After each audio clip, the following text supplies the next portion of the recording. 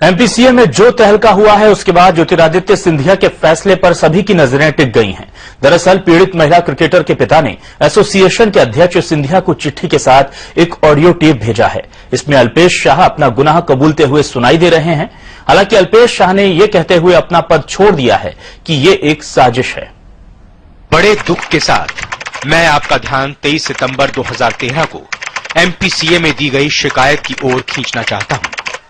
शाम के वक्त सचिव अल्पेश शाह ने मेरी बेटी को अंडर 19 टीम में शामिल होने पर बधाई देने के लिए अपने दफ्तर में बुलाया, जहां अल्पेश शाह ने दफ्तर के सेकंड फ्लोर पर मेरी बेटी के साथ छेड़छाड़ की और दुर्व्यवहार किया।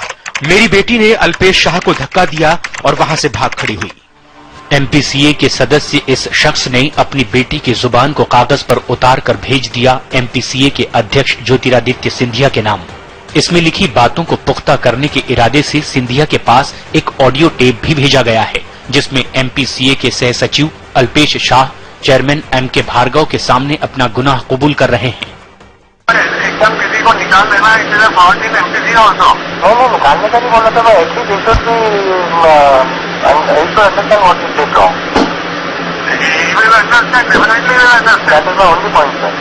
दिस वाज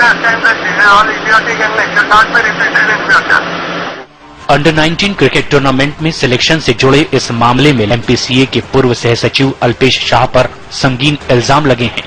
आखिर शाह को पद से इस्तीफा देना ही पड़ा, लेकिन वो सारे इल्जाम को साजिश बता रहे हैं।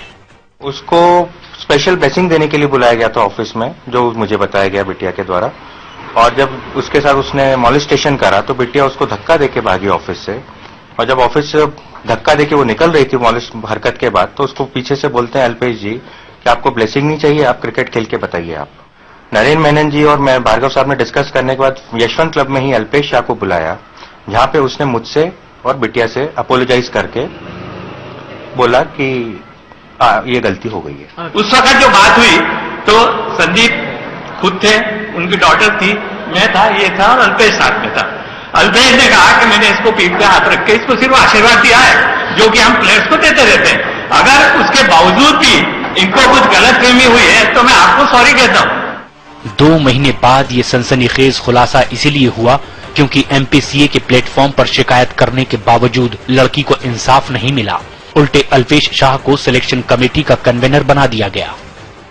महाशय, आपके नाम और प्रतिष्ठा को देखते हुए मैंने पुलिस में एफआईआर दर्ज नहीं कराई, क्योंकि चेयरमैन ने मुझे पक्का भरोसा दिया कि अल्पेश शाह के खिलाफ कार्रवाई की जाएगी और मेरी बेटी के क्रिकेट करियर को आंच नहीं आने दी जाएगी।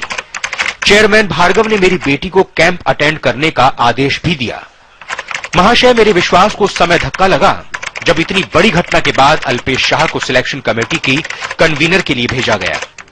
जब मीडिया में ये काला सच आ ही गया तो एमपीसीए के एक और सदस्य डॉक्टर लीलाधर पालीवाल लड़की के समर्थन में खड़े हो गए और सीधे थाने जा पहुंचे और लगे एसोसिएशन की बखियां उधेड़ने। हालांकि एमपीसीए ने इस मामले की जांच के लिए एक कमेटी बना दी है, लेकिन एमपीसीए के अंदर से ही उनकी वैधानिकता को चुनौती दी जा रही है। पूरा दबाने की कोशिश की, नहीं तो फिर 3 महीने क्यों हो गए। एफआईआर तो दर्ज करते हैं, कुछ भी कांड होता है तो ये पब्लिक बॉडी है, उसको एफआईआर दर्ज करना था।